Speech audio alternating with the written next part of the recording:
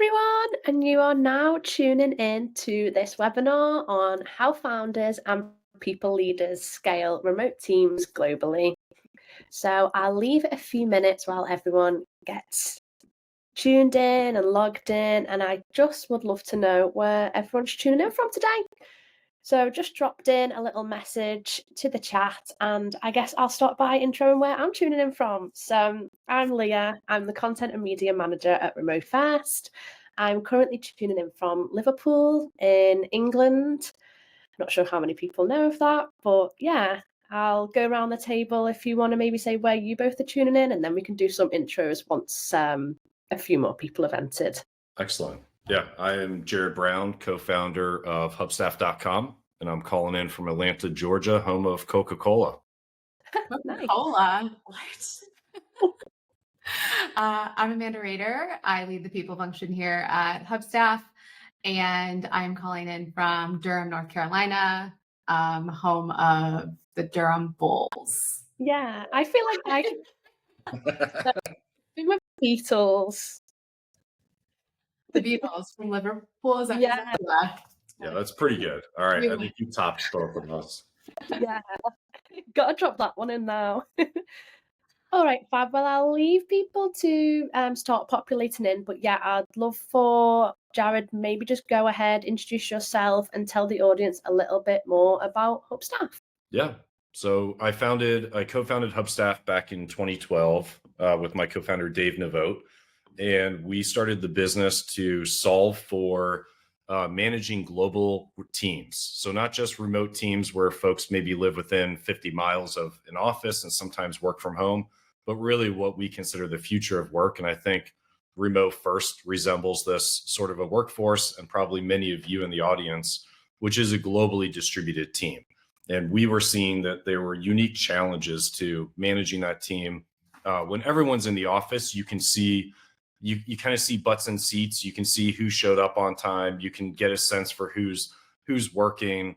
And when you're globally distributed, you really need something to give you those sorts of insights. So that's what we designed Hubstaff to do.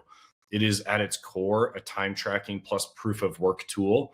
So its genesis was to answer the questions around who's working right now, what time did they start, how much time are they spending during the day, and what are they working on? So that's that time tracking plus proof of work piece. We have since grown the platform into quite a few different features and angles. So you can now do things like your time off requests. You can do shift scheduling through it. It's a pretty complete workforce management tool. And we have now ventured into what we call workforce analytics. And that is to provide more qualitative metrics around how people are working. So you can answer questions now of how effectively are they working. So yeah, just to round that off, the qualitative metrics will allow you to answer questions. Are my folks being able to get it into focus? Are they working on the right things? Are they getting into core work for enough time during the day, or are we distracting them with too many meetings or other, kind of less desirable things for them to spend their time on? So that's Hubstaff in a nutshell.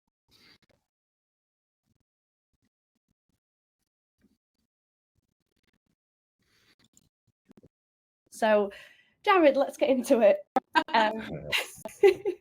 So yeah, let's just start off at the very beginning of Hubstaff. I know you were delving into that then, but yeah, when you first started scaling Hubstaff remotely, what was your sort of first approach to hiring, and how has this evolved as the company has grown?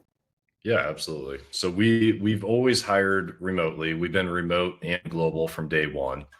The other kind of core pieces to our strategy, even in the early days, was we hired senior level folks, especially on the engineering side.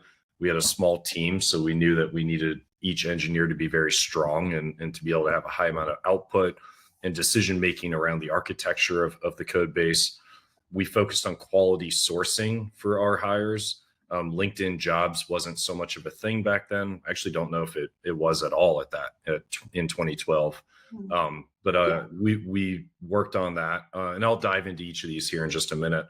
And then a strong process, having a strong hiring process. I'm a big believer that strong process yields strong results. And it's kind of the quality you put in is the quality you get out. So the remote side, we also, the reason that we've always hired remotely comes from this belief that the best talent doesn't always, and usually, is not the case where they are going to live within 50 miles of you. So we always wanted to find the best talent, and we went and looked globally for that. It's amazing the types of talent that you can find in countries like Spain and Poland, and up until recently, I would say Ukraine, Romania, and then South America has great hotbeds of talent as well, where you have this very strong science and technology education system in a lot of those countries that are producing, for us being a software company, technology and engineering is at the forefront of what we do. So a lot of the countries we hire in kind of comes from that standpoint. The senior level, I think we spend a lot of time creating a collegiate atmosphere. We would spend, a lot of effort around, hey, we want this to be a place that senior devs and senior personnel in other departments want to come work at. And I think that's important too. So they're going to tell others if it's a great place to work and there's good challenges, it's a good culture, there are not unrealistic demands, they're going to tell others. And those referrals are a great source of additional talent. High quality job boards is another great source. That used to be Stack Overflow, which most engineers will know, a great Q&A site. I don't think they run jobs on there anymore. I don't know why they turned that off, but that was fantastic while it lasted. And then We Work Remotely has been a board that we have used. I think it worked better in the past. It's been a bit overrun now that it's more widely known. And that's the other piece I would say is if you're going to do job boards, you need to stay one step ahead of kind of the masses. And once everybody finds out about the job board, it really dilutes the talent on it. And then the strong process, just to lay it out for folks, is we have a very prescriptive process to this. And it is, we do a screening call. The screening call and we have a document that lays out exactly what questions need to get asked, how we scorecard people, even the technical screening questions that will get asked. If it's a technical job, if it's a non-technical, there should be other types of screening questions. That's step one. So that's a 45-minute screening call. Then we do a resume walkthrough. We used to do that for about an hour, maybe 45 minutes. It wasn't as well defined as it is now. Then we did a pair programming session with engineers, but it could be if it's a designer, you get to do a working session with them and start to design something together, see how they think, see, how well they work as a team with the person conducting that. And then I think it's important to give them something to take home and finish as a test project. And that really shows their commitment and ability to complete this work. You can then review it and see a good sample of their work at that point. So that's how we started off doing it. Yeah, I really like that. I think touching on the leadership is a really good point, especially with referrals for that side of things. But yeah, I know especially for global teams, the job board can sometimes create some sort of diluted applicants in that sort of sense. But yeah, I really like those sort of different touch points that how you sort of get through the process and how that's definitely evolved since you first started out there. So thanks for touching on that, Jared. It's really great to find that out. And so Amanda, then, I guess from like the people perspective, what sort of systems now are powering that sort of global hiring process? Yeah, I'm going to go more high level because Jared is like all protein. And so I'm going to be like, Love it. using like the fun stuff of the meal. So I think just to echo Jared a bit though, like our hiring systems are built on like clarity and consistency. I'm going to use that word consistency so much on this call today because when you're hiring across so many different countries and time zones, basically you need a process that works really well asynchronously, but also still feels personal. And so when you're going after top talent, the personal touch is really what makes a difference. They're getting contacted a lot by many different employers. They have a lot of opportunity. And so, the vibe more or less is so important, and how you respect their time is so important. And so to do all of this, we use Ashby for our ATS. I think it's maybe been about 18 months since we implemented it. It's a great tool. We love it, but it keeps everything organized and fair. And we also just rely heavily on documentation. And so everything is written out. So the role description, the interview stages, the evaluation, it's written out just so that it keeps the process consistent no matter where somebody's applying from. And then I think probably the last piece is just alignment. And so we have this phrase, the Hubstaff way. And so basically we work async, we have clear ownership, and we're really transparent internally. And so even before someone joins, they really get a sense of our culture.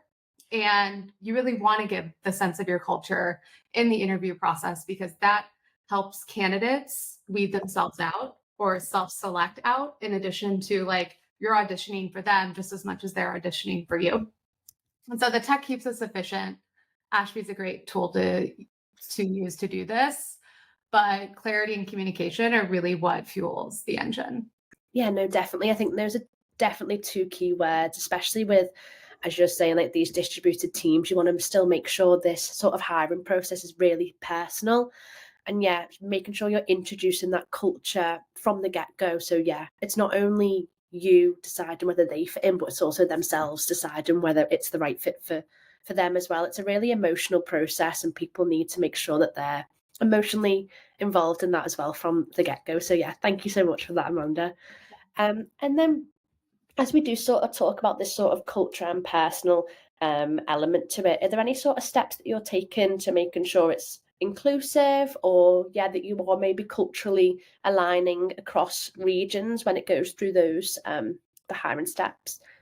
Yeah, I love this question. So Hubstaff's been remote since day one, and Jared touched on this in his intro, but like human potential is evenly distributed across the globe, but jobs aren't. And so that's what makes remote hiring so powerful. So inclusivity has been baked into Hubstaff's hiring model since the beginning.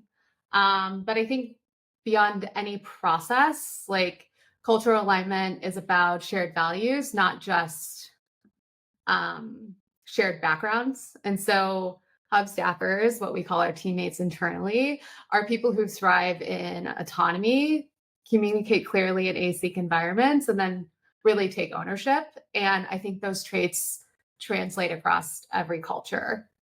Definitely, and making sure you're keeping consistent and with clarity. Yeah, I love that. And documentation as well, like you mentioned, just keeping consistent with all of that so everyone sort of knows what's happening and transparent throughout all that. Yeah, thank you so much. So I'm going to bring a poll in now, actually, and just sort of get this conversation flowing a little bit more. So I guess asking you all, what is the biggest challenge that your company is facing when hiring? I'll try and show it on the stage, but it might just sort of push us out. Oh, perfect. There we go. So we'll bring it on here. So is it finding the right talent with the right skills? Is it navigating the sort of compliance and legal elements of it? Building inclusive hiring practice? Or is it managing different time zones? I know it can be more than one of these things. It can be other things as well, but it's just good to sort of get thinking about this type of thing.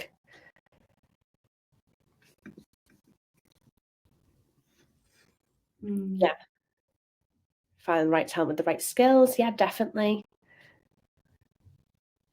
And the inclusive hiring practices, yeah, is sort of taking the lead with that one. But yeah, you mentioned some really great tips there that hopefully people can sort of take on board with that. I'll keep that going along in the chat, and then we can sort of move on to the next section. And if anyone has any questions as we're going through, like just pop that in the chat or the Q&A section, and we can work through them as we go along. Fab. So moving on to our sort of next section, then we're going to be sort of going through the strong foundations for remote work. So Amanda, then, what sort of key elements do you sort of consider essential for when you're onboarding these sort of remote team members? Yeah. It's a really good question. I think it definitely varies based on what role and department they're joining. Yeah.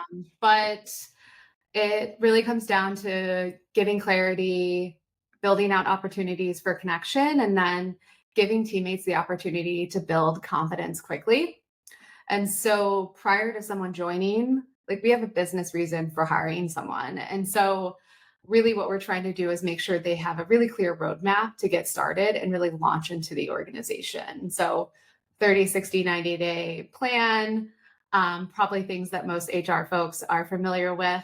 But it's all documented so that they can move at their own pace and never feel like they're getting lost in the mix of time zones. Yeah. We're at the point now, we have around 138 employees. And so there are very few team members who are in time zones where they don't have other folks working at the same time. And so no one's ever online alone in like the dark, quiet, eerie Slack space, but connection is really important. And so we try to pair every new hire with an ambassador.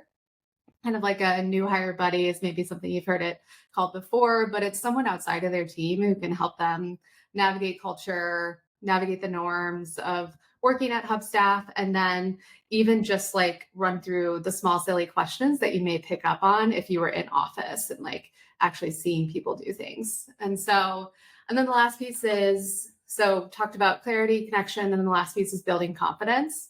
So we spend a lot of time when someone first starts, really their first week, talking about like the how and why we do the work we do at Hubstaff, and why we work the way we do. So really setting the boilerplate for how and why, and then layering in the what, because how and why makes the what so much easier. And so and then probably the last piece is just not overwhelming them with information right away.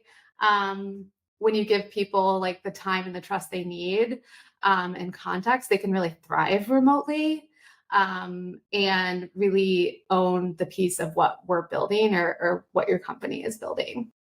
No, definitely. I really like all those. I feel like it gave like sort of a really good journey of where they're at. And yeah, I think this roadmap is really important, especially in remote environments, that transparency, making sure people feel involved as they're sort of working through each element. And yeah, I think also at maybe the start of every business that maybe is going to go global, there might not be many people at the same time zone. And obviously, the more it grows, the more lucky people are for that. And it's quite one of them. You look at a company that maybe does have limited people, but they're growing globally, and it's like, might not have as many people online. But yeah, as you said, I think these ambassadors and things like that, as you can work those in slowly, really do help people sort of keep in touch with people that maybe they wouldn't have spoken to previously, as well as asking those questions that maybe they don't feel so comfortable about asking their manager, or how much time off do we get, or what are the benefits that you don't maybe want to ask those people, that you want to make sure that you look like you're sort of working into the projects and stuff with the management team. So yeah, I really think those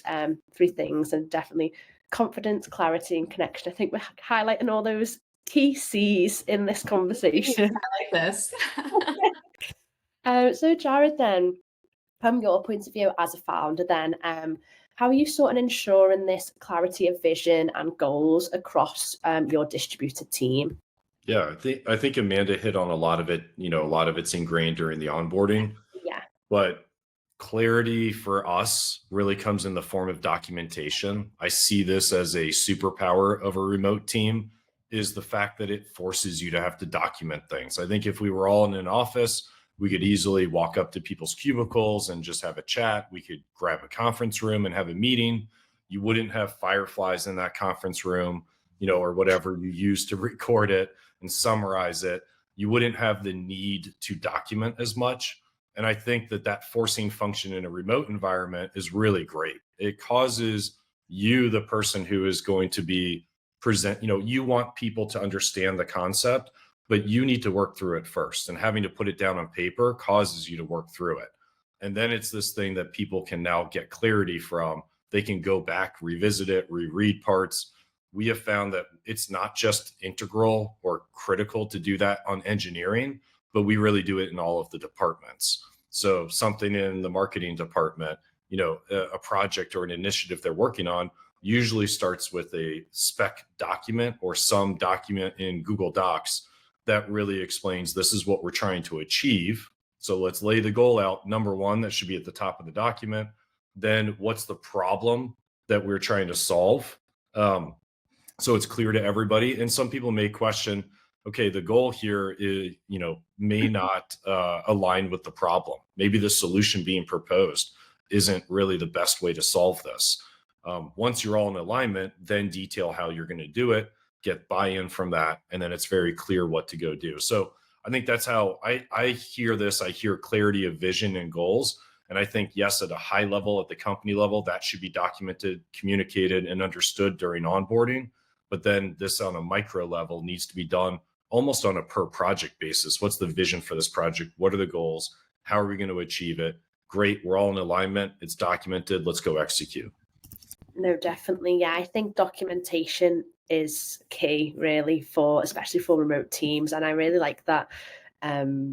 I should say that if you are in person, sometimes you don't document everything, so you can leave something thinking, I don't even know what we just spoke about. But I think the actual superpower that we have is that we have to document everything, so people can, maybe if they miss something or if they're not too sure on something, there's going to be somewhere in a shared drive or a cloud or a Notion, the Notion Ocean. There's going to be something somewhere where you can pick up that information. And yeah, I definitely love this. Like, identifying the problem, because the solution that you thought of originally might not be the best one once you've incorporated different teams in and got different people involved there, so you can all align on those goals. So yeah, do you think this documentation is something that you've done from the get-go, the very beginning, and that sort of helped you stay aligned Yes. throughout? Yeah. This was ingrained in us early on, somewhat because of time zone changes or differences. I knew that there would be folks working for us in Eastern Europe that are waking up hours before I am. I wanted to make sure they knew what to work on. It was clear. And also, just over the course of the project, we don't want the little back and forth, those little questions that have to get asked mid-project. Can we do better upfront design, whether it's an engineering project or something we're doing in the support department or marketing? I think it's a global principle or sort of the goal that you should try to achieve is let's eliminate a lot of the in the moment questions, which will just slow us down. Because even if we're in the same time zone, I may be heads down, working on something or in a meeting, and I cannot get back to you right now. It might be a few hours until I do. And so what are you going to do in the meantime? I don't want this to bottleneck that person. Yeah, definitely. It's like respecting people's time zones as well, and making sure that you're not maybe disrupting someone when it's 8 p.m. for them, but you're leaving them everything there so they can pick it up in the morning as well. And as you said, these distributed teams, people are going to be on and off time zones, so it needs to be able to be. Yep. Yeah. And I think even the respect part is a good point. I think it's just respect for your coworkers that you thought through it. You took the time to think through it before you then communicated and put something on my list to go do. You took the time to think through that. And also not doubling up on work as well, because if someone's already done that work and researched something, then it's documented. You can also go in and maybe look into that as well. But also, if it's not documented, then more people are going to be doing the same work if it's not sort of all stored everywhere for the same project. Yeah, definitely. Yeah, and I think also globally, you have different languages. Like we primarily use English as our language across the company, but most of our team is ESL, English as a second language. And so when we're writing things out, we're also being more inclusive and giving people the opportunity to really, take a swing at the project. Yeah, no, definitely. Yeah, because I'm English British, but we write in English American, so I have to make sure that everything I'm posting is Americanized as well. So that's just a little change. Yeah, so I guess as we are going through this sort of clarity from day one, building those strong foundations and getting that sort of documentation out there, I guess we sort of have to make sure we're doing all of this without creating any chaos. And that's sort of why we are documenting and making sure that we're keeping everything sort of in line and we're being agile. So, Jared, how do you sort of maintain this agility and focus whilst managing a global team? Yep. So number one, I'll start with this phrase that I remind myself of it often. Don't let the business run you. And I think it's very easy for that to happen. And I don't succeed at this every day. There are plenty of days where, I'm getting pulled down into the weeds, due to Slack messages or whatever it may be. So I think you've got to have a getting things done sort of mentality. That's the That's core to maintaining your agility, and not let the scale of what you have built so far kind of dictate your schedule. You're still in charge of your schedule. So the way that I do this, I always like to tie stuff out, as Amanda knows, to the actuals. Okay. So let's go from 10,000 feet high. We're going to go right down into, how do you practice this every day? I have 2 hours of no meetings scheduled, no scheduled meeting blocks on my calendar. That's not to say that I can't have a quick call or a huddle over Slack with somebody. It means that that's blocked out so you can't grab it days in advance. That is allocated for either me to do heads down thinking, working on my to-do list, or if I need to reach out to somebody, which was something we did a lot in the startup days. We're just all cranking away, hands on keyboard. I'm like, oh, actually, I need to ping Razvan about something. Let me see if he's available for a 3-minute chat. And I think it's a much healthier way to reach out to somebody when you really need that little quick connection with them, ask a quick question, and it will last 3 to 5 minutes, versus if we schedule that ahead of time, now there's a delay to getting the answer. I'm probably going to schedule it for 30 minutes, which is too much time. So now I'm eating up 30 minutes, maybe 20 minutes of Razvan's time, 20 of mine, and delaying the answer. So I'm a big fan of the no scheduled meetings block. The other thing that I'm a big fan of is focus time blocks. I have 2 of them each week. They're 2 hours long. Sometimes I'll put them next to the 2 hours of no scheduled meetings.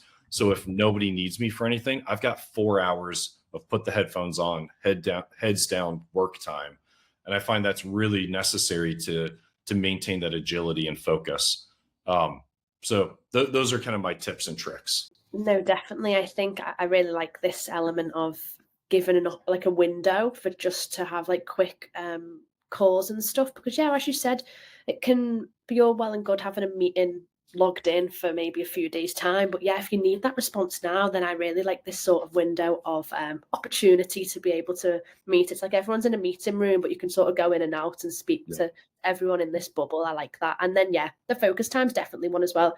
Sometimes I think also having a timer on your focus time helps you to know that that is the focus time, because otherwise you've got 50 tabs open, you're trying to focus on one task, but then you've got a Slack message, another task just staring at you in the corner of your eye there, and you're not giving the one task the opportunity. So yeah, blocking out time to focus, and even like this 20-minute stint. Sometimes if I've just got 20 minutes and put a timer on, I can get so much more work done than if I'm sort of bouncing between tasks in my day. And yeah, I think especially with remote environments, having this sort of time allocation to yourself and to others is definitely a way to sort of make sure you keep it agile and focused. It will, I think your happiness goes up quite a bit when you bulk all the responses that you have in Slack that are needing, messages needing your responses, handle them at certain times of the day in bulk, and don't let them drive your day. You figure out what you want to accomplish that day. Those are the happiest days for me, where I look at my calendar and there's maybe 3 calls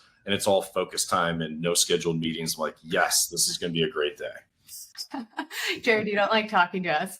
No, I think it takes a lot of discipline to maintain your attentional skill. Like Slack, the bubbles, the pings, the like meeting notifications, like, yeah, it's really hard. And so by blocking out actual like chunks on your calendar, you're sort of forcing yourself to be disciplined. And like, that's a big part of working remotely, and teaching your team that is a big part of enabling them to do well remotely. And so I love that Jared like is the person like top down who leads this, because it gives everyone else on the team permission to do so as well.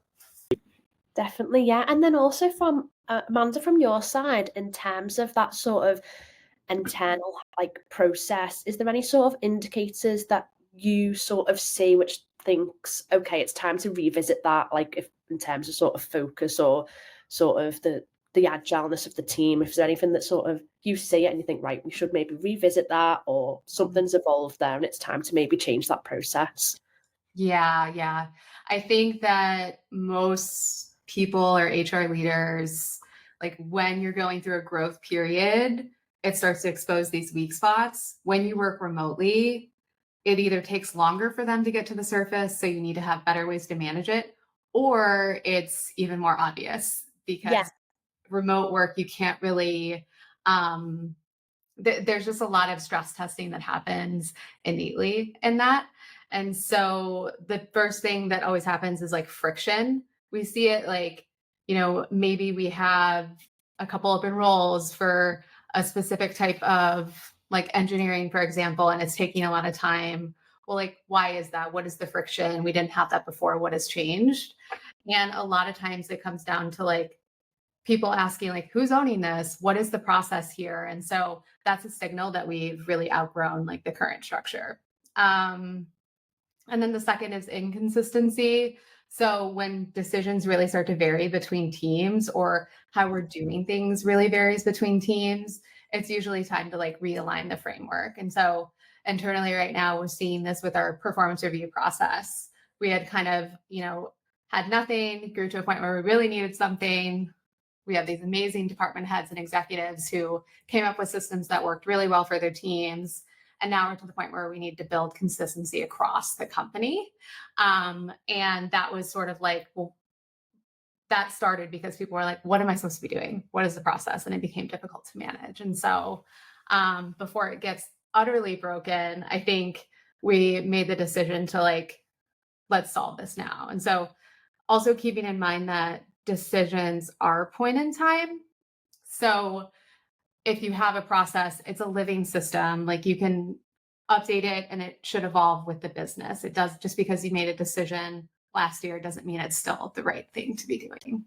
Yeah, absolutely. And it's changing faster than ever, I think, especially with the sort of increasing tech and AI, these sort of key things. It's definitely changing, and maybe friction and inconsistency is only going to be happening more often. So, yeah, good luck. But yeah, no, definitely like this. I see what you mean when things sort of questions getting asked more.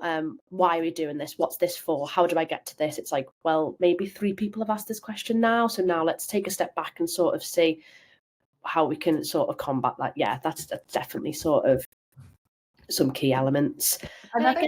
Sorry, I just want to add one more thing that I think in the remote work environment, you have Slack, right? So there's a lot of DMs. And this phrase I love to use is like, let's get out of the threads. Let's get out of the private threads and bring it to it's very likely if 2 people ask you a question, that means like 22 probably have the same question. And so, yeah, just getting out of DMs and trying to build in public always helps. Yeah, absolutely. Like group chats, like general chats, and maybe just at here, because there's going to be more of a likely chance that 5 people will know the answer, but maybe 3 of those people live in a different time zone, so they can't answer that. But if you privately DM those 3 people that are out of the time zone, then you're not going to get a response by the next day. So yeah, absolutely, making everything as public and open as you can. And sometimes I feel it can be a little bit nerve-wracking posting that message to be open, but it's only going to help the business create a much more smoother process, and also for you to get that answer much quicker. Yeah, absolutely. And then I guess for you both then, is there any sort of lessons, or what's been your biggest lesson around sort of keeping this consistency and alignment across regions? Yeah, I can take this one. So I have a healthy dose of protein on this one, and I'll post this one in the chat as well. But I'll rattle off some of the things that over the years we've kind of built up that I think are globally applicable to any sort of business that has a sort of spread out team like us. Number one, weekly sprint calls. And I think what's important to do here is to start with the weekend update. So what we ask the question, and we allocate the time for it to, hey, what did you do over the weekend? Give us a highlight from the weekend, something that happened.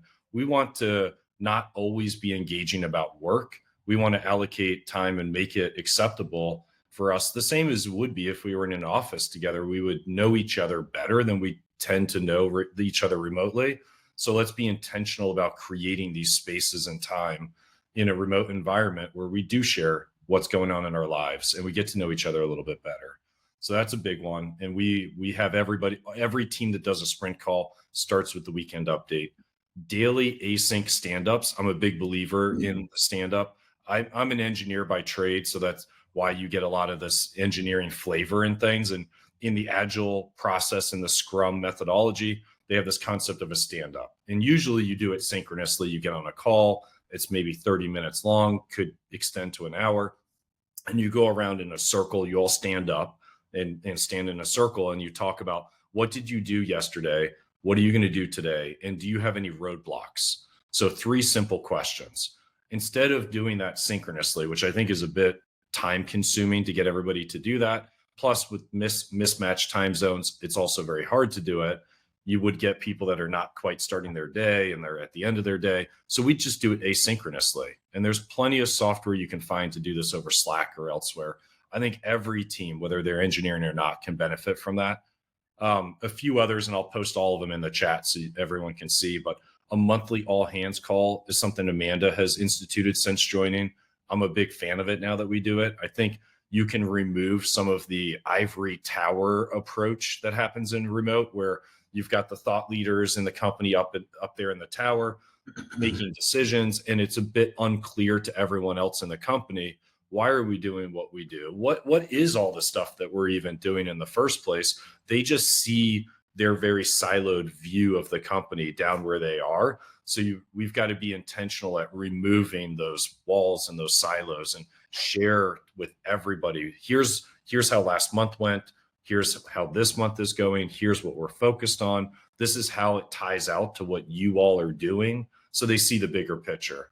And I'll post the rest on there, but there's quite a few things I think need to be done intentionally in a remote environment that you would just kind of accidentally happen into if you were all in an office.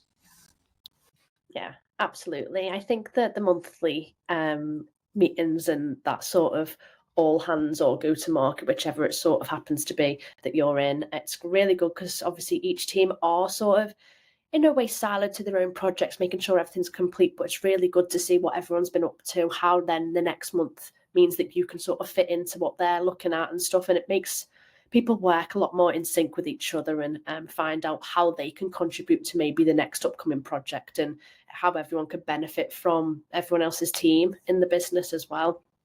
And yeah, I like this, finding out what everyone's doing and where their blockers are as well, because yeah, it's great to find that out, but also, yeah, this async, if you've got any tools for any in Slack as well, that would be great, because I think everyone can benefit from this, especially in a remote environment. It also helps with those blockers.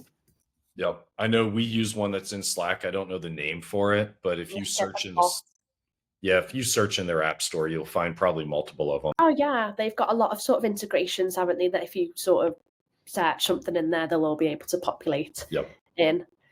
Okay, fab. So I can also pop a poll in here, and it'd be great to know what everyone else is sort of thinking about maintaining that sort of well-being in a remote environment. So I'll publish the poll now, and I will pop it on the screen, and I'll just read through it as we go through this one. So yeah, as we've spoke about it, is any sort of approach working well? Jared has popped some great tips in there, sort of regular one-on-ones, encouraging time off as well. We spoke about sort of respecting people's times, clear boundaries on work as well, and different well-beings and initiatives, but others, yeah, we would love to hear it, because as remote teams ourselves, always trying to find new ways of making sure we're sort of promoting that well-being.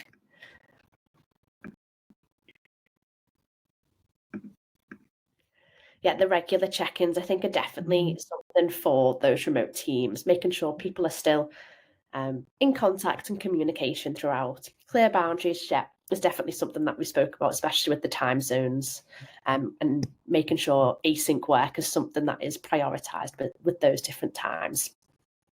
Amazing. So thanks everyone for voting on the other voters poll as well. So I'll keep that one running and we can get in there. But yeah, if anyone's got any tips or tricks, love to hear them.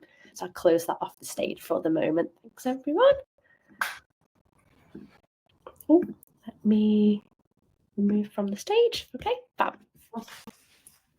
Okay, so we're just sort of moving into our final section now. Yeah, if anyone's got any questions as we're going, we're going to have a Q&A at the end as well, but if anyone's got any as we are going along. So we are just sort of looking for that sort of the infrastructure for focus, connection, one of the C words we've mentioned a lot today, but also that long-term success, which I guess is why a lot of people might have tuned in today. So Amanda, I know you've spoken about a few different systems, but is there anything else that's helped you sort of truly maintain that connection and focus across time zones?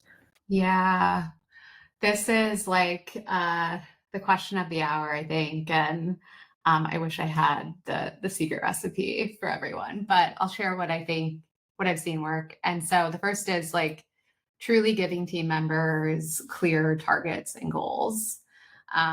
So things like, we do quarterly OKRs here. And then, as Jared mentioned, like normalizing things like putting up a do not disturb message on Slack and doing true like heads down focus work, having blocks on your calendar to really achieve the big goals, not just the day-to-day whirlwind.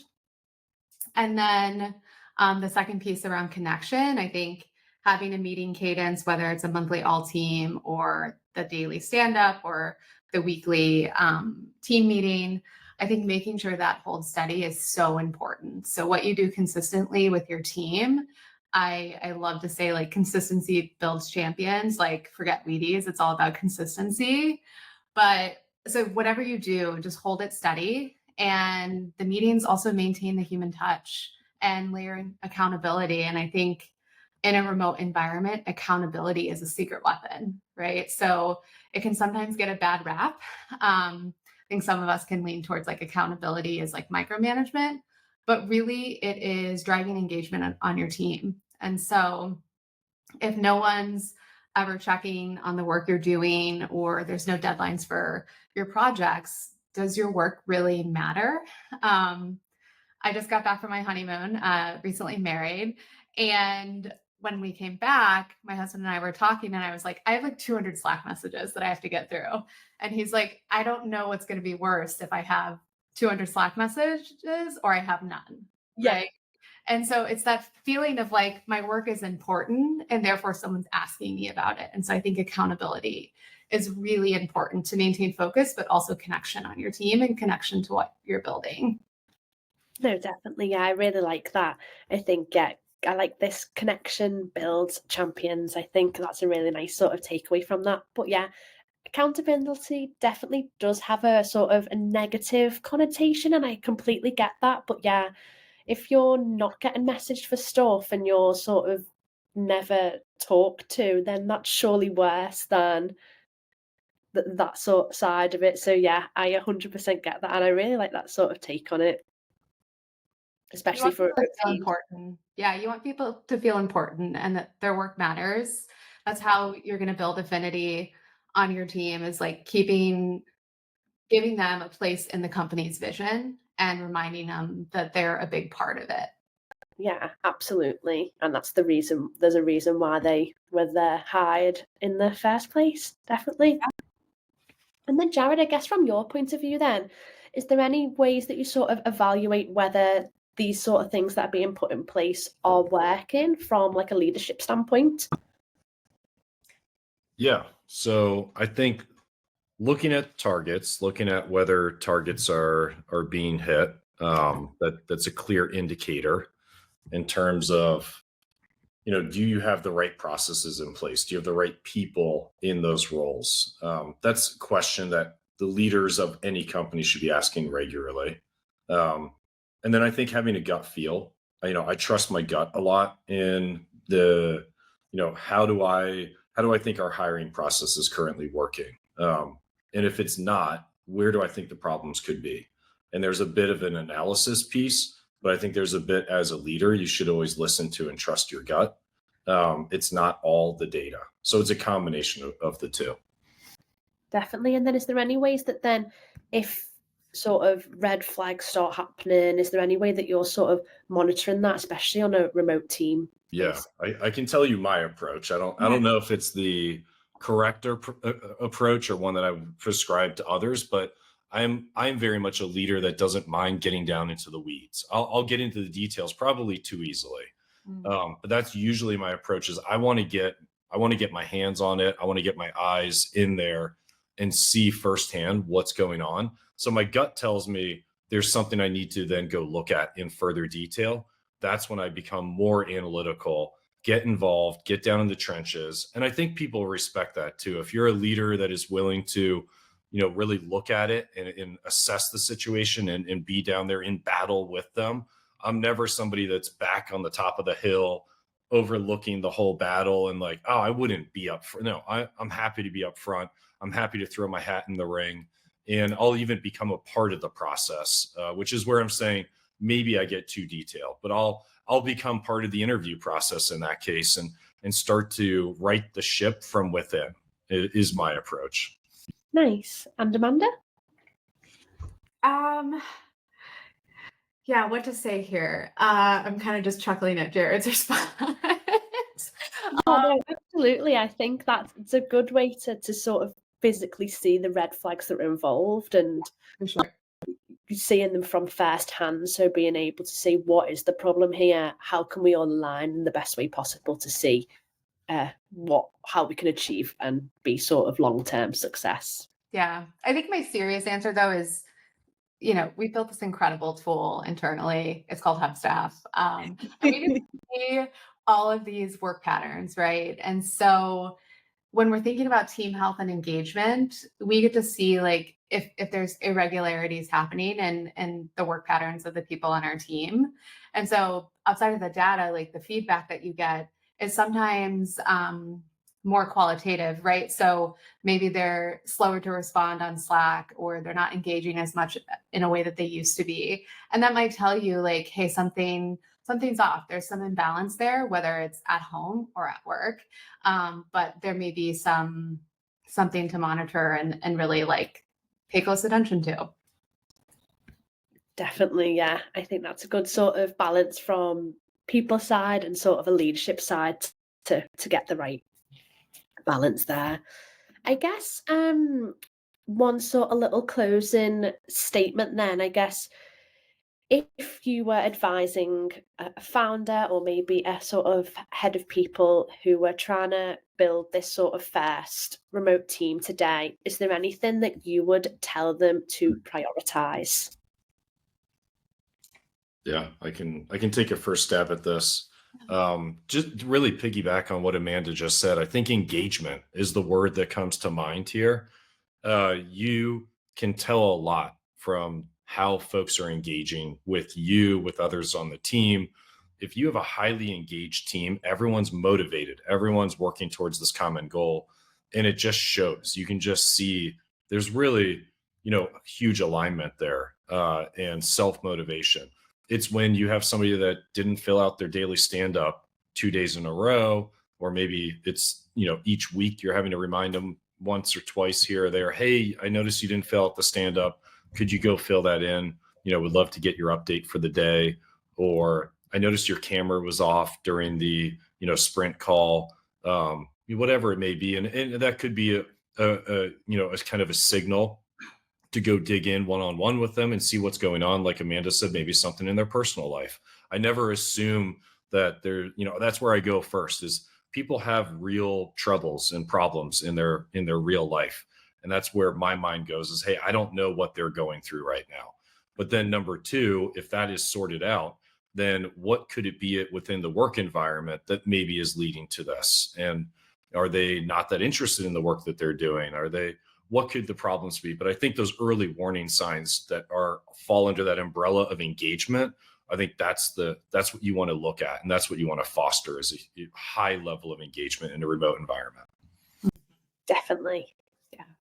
Yeah, I think that's a really good key sort of takeaway there. I think that highlights everything from making sure people are involved, everything is being transparent so they know what's happening in terms of the roadmap, they're connected, there's clarity there. And I think that all sort of comes back to, if all these things are set in stage in the foundations, then they will be engaged because they really are involved throughout that whole process. Yeah. Yep. Definitely. Okay, we've just got one Q&A. I'm just going to pop that in there. So it just says, is there anything that has been really challenging that you faced when hiring a global team? So anything really maybe specific that you found that was a challenge, and maybe how you've overcome that as well? Yeah, I mean, for us, and it's going to sound like it's scripted, but one of our biggest challenges, and one, I will say, my co-founder had already run multiple businesses where he hired people globally. So I feel like we were kind of born as a company with that as a core skill. that was not something that tripped us up.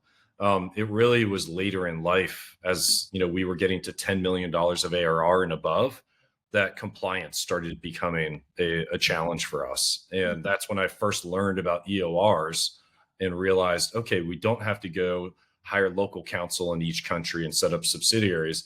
That really, honestly, regardless of who I'm talking to, that would be my answer of that is probably the biggest challenge to building the global team. Finding the right talent, giving them the right things to work on. Those things are much easier. It is, how do we do this in a way that's buttoned up as we continue to evolve as a company?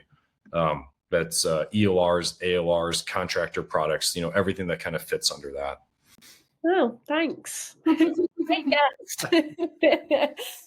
Yeah, well, thank you so much. I guess we'll see if anything comes through, but I guess I'll close the conversation because I know we went slightly over and with sort of everything that happened in the beginning, but I'll sort of close up, and if anything does come through, then we'd be really happy to answer any of that. And obviously, reach out to myself, Amanda, and Jared on LinkedIn afterwards if you've got any specific questions. But I guess, yeah, today we've talked all about scaling global teams, clarity, connection, all those C words that Amanda and Jared have been highlighting throughout, making sure everyone is being engaged and they are sort of avoiding burnout, but we know that sort of every company is completely unique.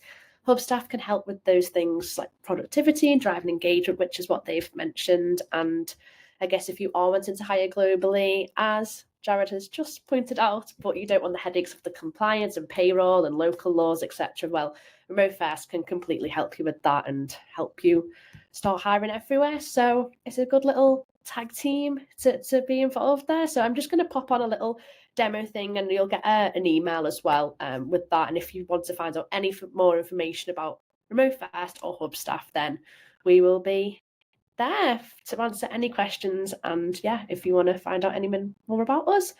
So thanks everyone for tuning in, and thanks Amanda and Jared. You've been absolutely amazing. I've learned so much, and yeah, I'm excited to put some of these little tips and tricks into practice, and I'm sure everyone that was involved will be too. Awesome. Thanks, Leah. Great talking with you. Yeah, nice talking to everybody. Bye, everyone. Thank you. Bye.